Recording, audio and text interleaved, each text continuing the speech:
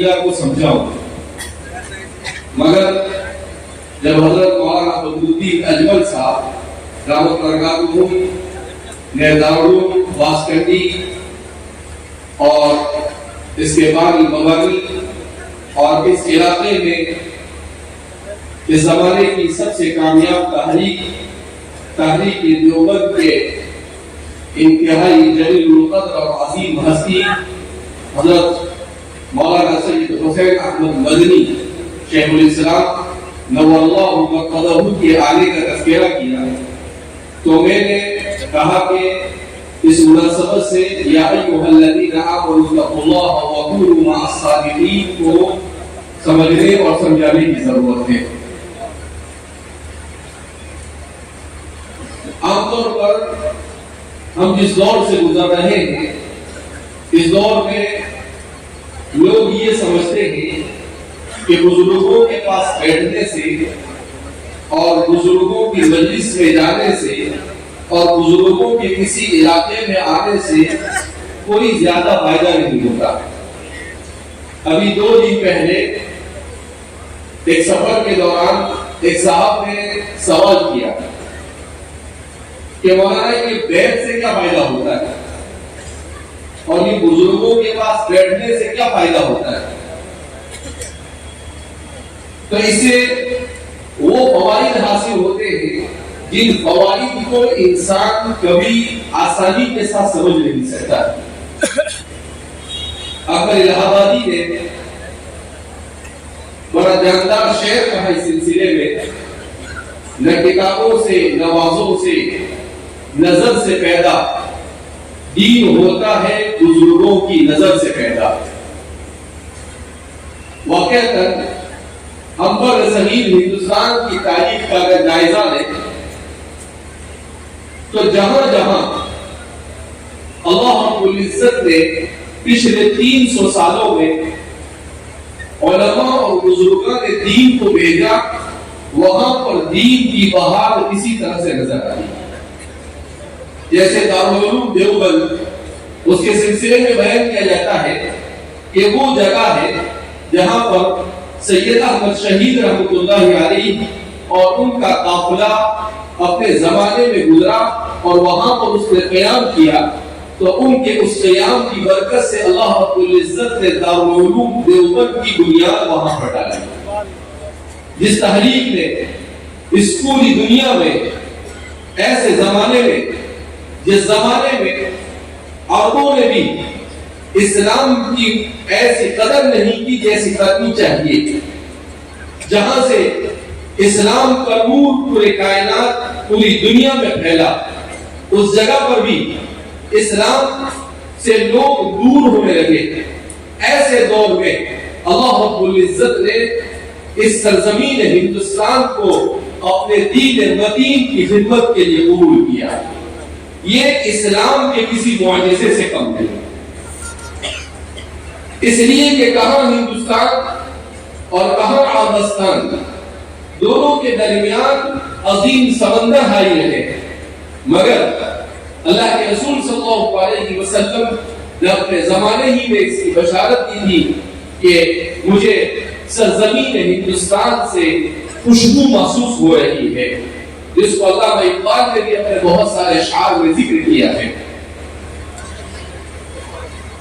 حضرت شیخ الاسلام علامہ سید حسین احمد مدنی نور اللہ مقدمہ کے سلسلے میں بارہا یہ بات سنی ہے کہ حضرت رحمۃ اللہ علیہ جس بستی سے گزر جاتے تھے اللہ رب العزت اس بستی میں دین کو آباد کرے۔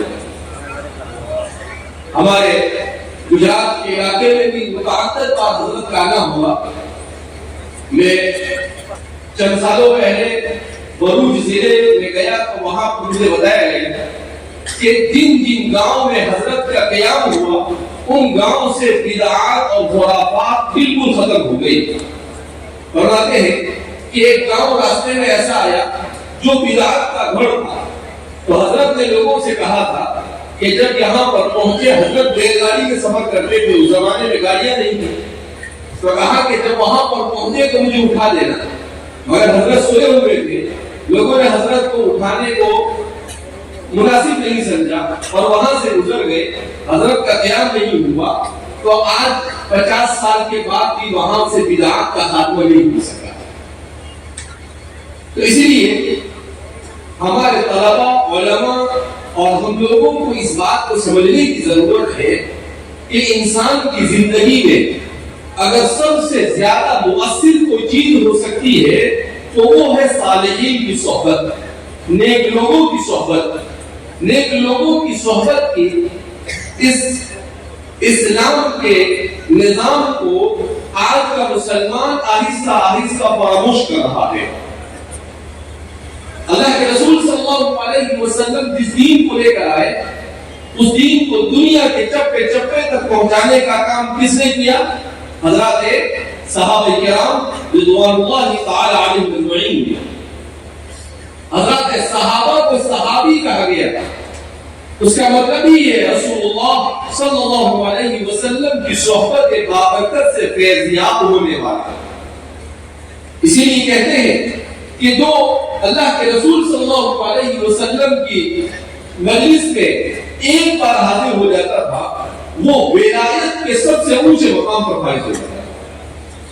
یعنی رسول اللہ صلی اللہ علیہ وسلم کے دور کے بعد سے لے کر قیامت تک جتنے بھی اولیاء، قطب اور ابدال جو بھی پیدا ہوں گے، ان تمام کے نزدیک امت مسلمہ کہتی ہے کہ ان میں سے کوئی بھی حضرات صحابہ کے مقام تک نہیں پہنچ سکتا، اس صحابی کے مقام تک بھی جس نے ایمان کے ساتھ رسول اللہ صلی اللہ علیہ وسلم کو زندگی میں ایک بار دیکھا ہو یا آپ کی مجلس میں بیٹھا ہو۔ یہ اسی کو کہا جاتا ہے کہ دین پیدا ہوتا ہے بزرگوں کی نظر سے۔ لہذا فتنوں کے اس دور میں قرآن کریم کی اس آیت کریمہ کو سب سے زیادہ عملی جامہ پہنانے کی ضرورت ہے کہ ہم صالحین کی صحبت اختیار کریں۔ حضرت مولانا احمد علی صاحب واسکنڈی لوگ اللہ مرتضی کے سلسلے میں ویسے بچپن سے ہم سنا کرتے تھے، اس لیے کہ حضرت مولانا بدرالدین صاحب کا والد صاحب کے ساتھ دوستانہ تعلق ہونے کی وجہ سے آپ تشریف لاتے تھے تو حضرت کا تذکرہ کیا کرتے تھے۔ تو لیکن بدقسمتی یہ رہی کہ حضرت کی زندگی میں کبھی ملاقات نہیں ہو سکی۔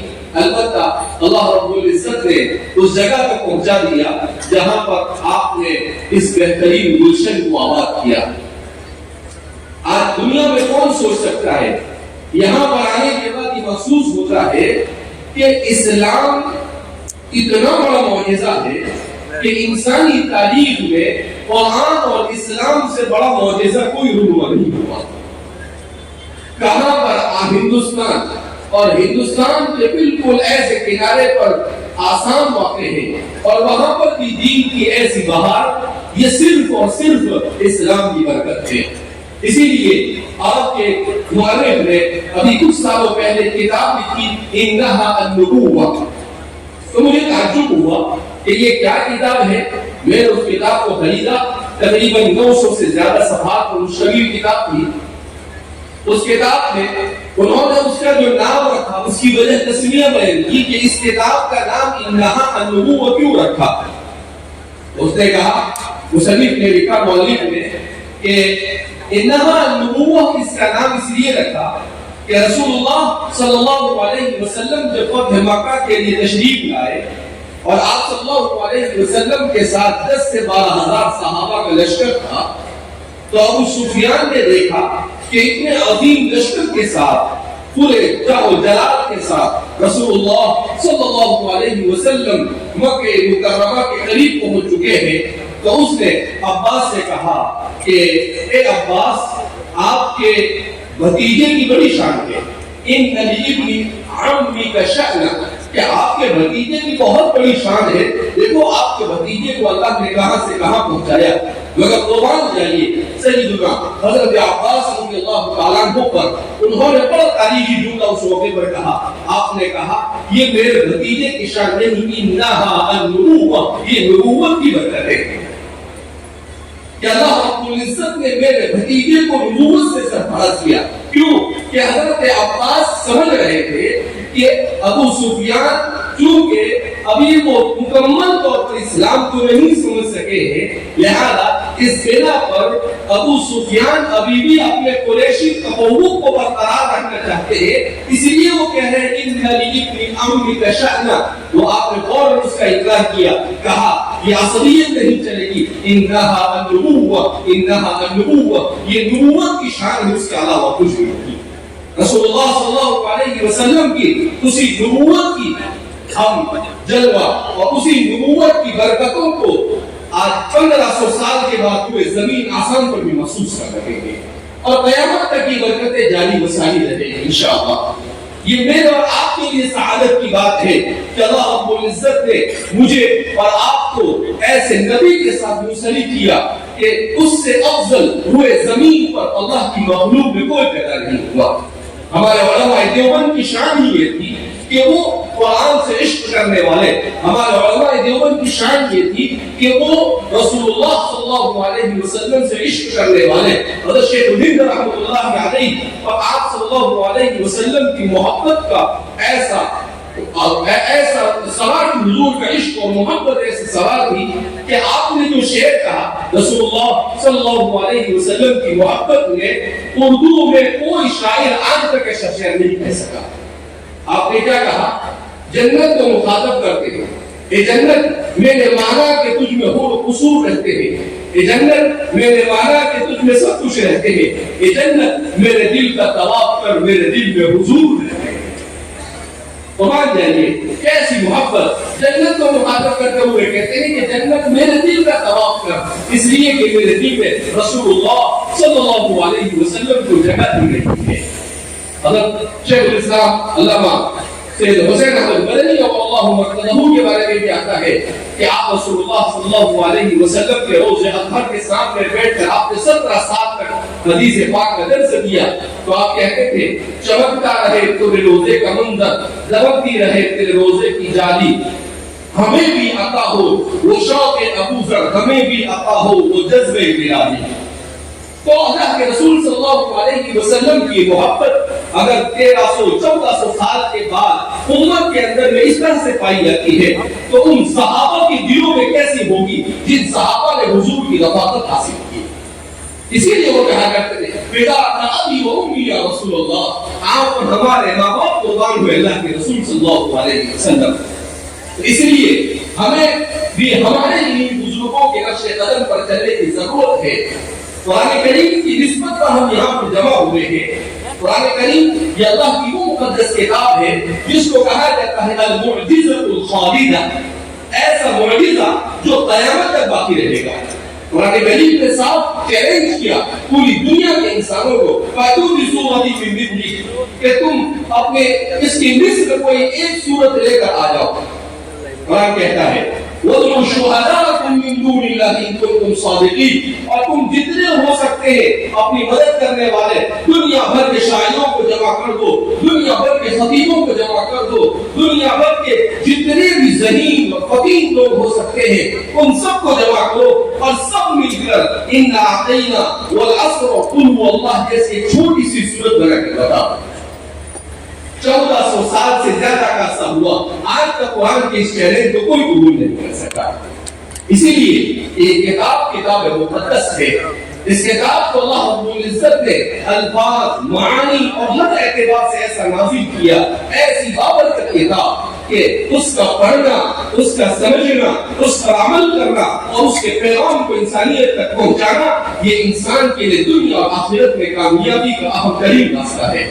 اسی لیے ہمارے والد صاحب اللہ رب العزت ان کو شفاء کاملہ عاجلہ مستمرہ دائمہ کلیہ نصیب فرمائے، آپ نے آج سے تقریباً 30 سال پہلے ہندوستان میں جب آپ ایک مسابقے سے واپس لوٹے، مکہ مکرمہ میں آپ نے مسابقے میں شرکت کی، واپس آئے تو آپ نے کہا کہ امت کو قرآن کے ساتھ جوڑنے کی ضرورت ہے اور اس کے لیے مسابقہ سب سے اچھا پلیٹ فارم ہے۔ اور آپ نے ہمارے امام حضرت مولانا عبدالرحیم صاحب فلاحی نور اللہ مرتضہ ان کو یہ ذمہ داری سونپی، انہوں نے 27 سال تک ملک کے چپے چپے میں گھوم کر قرآن کریم کی تصحیح اور اس کی تفسیر کے لیے بڑی محنتیں کی۔ اللہ ان کو اس کا بہترین اجر عطا فرمائے۔ ابھی ہمارے اس سفر کے دوران یہ ہمارا 7واں مسابقہ ہے. تقریباً 12 ریاستوں کے 7 مسابقے ہوئے اور ابھی دوسرے تقریباً 6 مسابقے باقی ہیں. تو آدھے مسابقے ہوئے اور آدھے باقی ہیں. ہم ہندوستان میں جہاں بھی مسابقے کے لیے پہنچے وہاں کے لوگوں نے اس بات کو تسلیم کیا کہ آج سے 25-30 سال پہلے ہمارے علاقے میں قرآن کریم کو مجہول پڑھا جاتا تھا. قرآن کو صحت کے ساتھ تجوید کے ساتھ پڑھنے کا کوئی عام رواج نہیں تھا. فرماتے ہیں کہ انہی مسابقات کی برکت سے اللہ رب العزت نے آج ایسی فضا قائم کی کہ یہاں پر بچے قرآن کریم کی تلاوت کرتے ہیں اور وہ اس حدیث پر عمل کرتے ہیں کہ قرآن کہ قرآن کریم کو عربی لب و لہجے میں پڑھو. کہا علم حرم کے نقل اتارنے والے پیدا ہوئے قرآن کو بہترین تجوید کے ساتھ مکمل طور پر اس کی رعایت کر کے پڑھنے والے حضرت مولانا مفتی ابوالکلام صاحب بھوپال میں انہوں نے عجیب قصہ سنایا. وہ کہتے ہیں کہ ہم لوگ چھوٹے تھے تو آج سے 40 45 50 سال پہلے ہم کو پڑھایا جاتا تھا الف ب ت سے. اب ہم نے پہلی مرتبہ کنکوا کی شاد ہے سینوا وہاں پر سنا کہ یہ غلط ہے, الف با تا تا اس طرح سے پڑھنا چاہیے اس لیے کہ یہ تو مجہول ہے. تو ہمارے یہاں پر ایک استاد کو بلایا, انہوں نے پڑھانا شروع کیا. تو ہمارے بھوپال کے جو سب سے پرانے حافظ تھے جن کے ہاتھوں پر بہت سارے لوگ حافظ ہوئے تھے ان کو پتا چلا کہ الف با تا سا پڑھایا جاتا.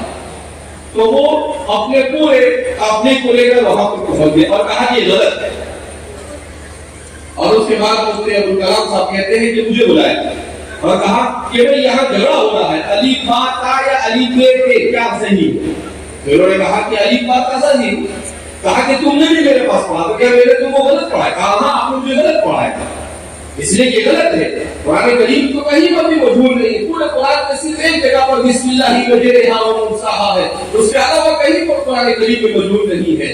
لہذا اس بنا پر اس کے بعد وہ فرماتے ہیں کہ ہمارے یہاں بھی فضا قائم ہوئی اور الحمدللہ مسابقات کی برکت سے لوگوں نے قرآن کریم کو تجوید کے ساتھ پڑھنا شروع کیا.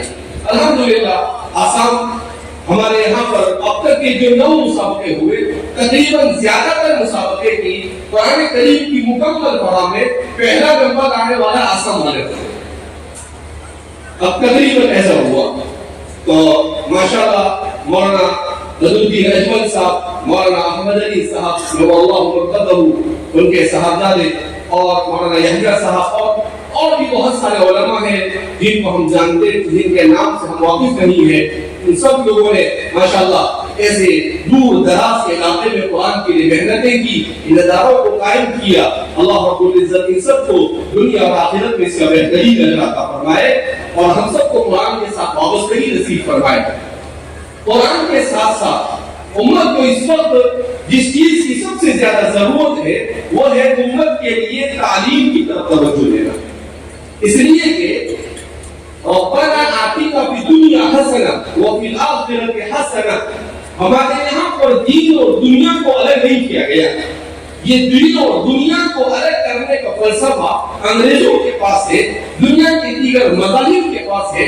قرآن کہتا ہے وَرُهْبَانِيَّةً ابْتَدَعُوهَا مَا كَتَبْنَاهَا عَلَيْهِمْ إِلَّا ابْتِغَاءَ رِضْوَانِ اللَّهِ فَمَا رَعَوْهَا حَقَّ رِعَایَتِهَا.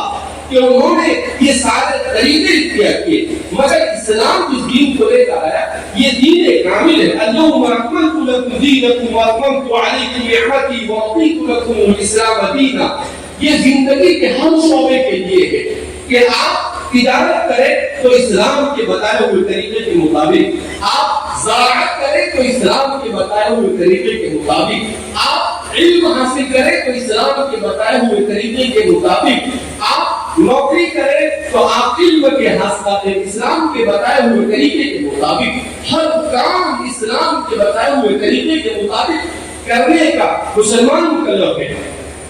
لہذا اس بنا پر مسلمان اس چیز کا بھی مکلف ہے کہ وہ اس طرح سے دین کو سیکھے کہ اس کی زندگی میں اس کی زبان سے نکلنے والی ہر بات اور اس کے بدن سے صادر ہونے والا ہر عمل یہ اسلام کے مطابق ہو. تو تعلیم چونکہ انگریزوں نے اس ملک میں آ کر تعلیم میں تفریق پیدا کی. شیخ الاسلام فقیہ اللہ صاحب مولانا تقی عثمانی صاحب दामद बरकातुहू आपने लिखा है कि आमतौर पर हम लोग ये कोशिश करते हैं कि सिर्फ दीन की तालीम कहा, दीन की तालीम तो मुसलमान के लिए सबसे ज्यादा जरूरी है, मगर अंग्रेजों ने यहाँ पर आकर बड़े सगीर और पूरी दुनिया में जहां जहां भी गए, इन्होंने एजुकेशन सिस्टम को ऐसा डेवलप किया और ऐसा नाफिज किया कि जिसकी वजह से लोग दीन से दूर हो गए। इसीलिए हमारे उलमाए देवबंद ने देवबंद का इदारा कायम किया, मकातिब को खानकाही निजाम को कायम किया, दावत और तबलीग का निजाम कायम हुआ।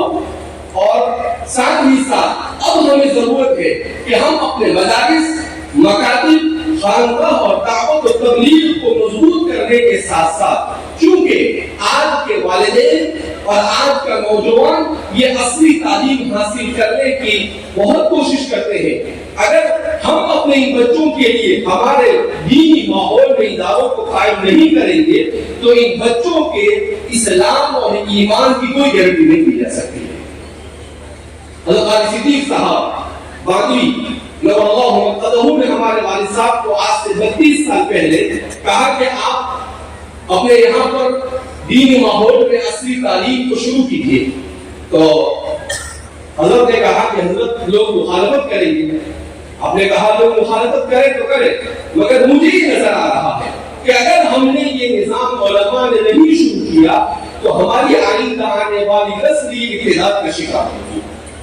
वालिद साहब ने हजरत के कहने पर ITI, BOMS मेडिकल कॉलेज वगैरह शुरू किया तो किसी ने वालिद साहब के खिलाफ लिखा। जब हजरत आए तो मुझे याद है मेरी उम्र 10-12 साल रही होगी। वालिद साहब ने कहा देखो हजरत मैंने पहले ही कहा था कि इस तरीके से लोग मुखालफत करेंगे, हमारे उलमा ही सबसे पहले मुखालफत करेंगे। हजरत ने उसे देखा और उसे फाड़ दिया और उसके बाद कहा ये आपकी मकबूलियत की अलामत है, क्या आपका काम इंदल्लाह मकबूल हो चुका है। और कहा कि देखो ये कोई कुछ भी कहता रहे, लिखता रहे, मगर मैं महसूस कर रहा हूँ कि अगर हमने अपने दीनी माहौल में असली तालीम का इंतजाम नहीं किया तो हमारे बच्चों पर इर्तिदाद का बड़ा खतरनाक तूफान आने वाला है। कहा ये इनको अभी नहीं समझ में आएगा, ये इनको 25 साल के बाद समझ में आएगा।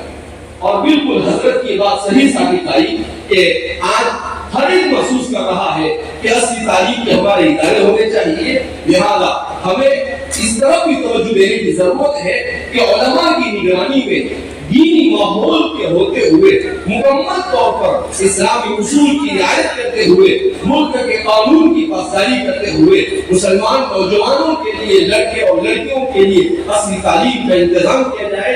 आज हम सुनते हैं कोई भी ऐसा खाली नहीं जाता है कि मुसलमान बच्चियों के मुर्तद होने का वाक़या हमें सुनाई नहीं देता हो। क्यों?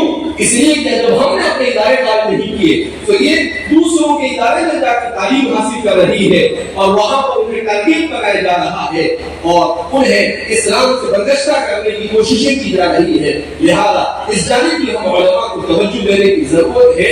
मैं बेपनाह ममनून और मशकूर हूँ हमारे मौलाना याहिया साहब और उनके जिम्मेदार और दाऊद वास्कटी का के आसाम के सूबे आसाम के इस मुसाबके के लिए जब उनसे राब्ता किया गया उन्होंने उसको लब्बैक कहा और बड़ी फिक्रमंदी के साथ, मेहनत और जद्दोजहद के साथ इस मुसाबके के लिए आपने तैयारी की और उसके इंतजाम की। अल्लाह इस इदारे को दीन दुगनी रात चुगनी तरक्कियात से मालामाल फरमाए और अल्लाह रब्बुल इज्जत हम सबको इस्लाम पर इस्तिकामत नसीब फरमाए। हर किस्म की शुरू व फितन से अल्लाह हमारी हिफाजत फरमाए, अल्लाह की रज़ा वाले अमाल की तौफीक अता फरमाए और अपनी नाराजगी से अल्लाह हमारी हिफाजत फरमाए। व आखिरु दावाना अल्हम्दुलिल्लाह।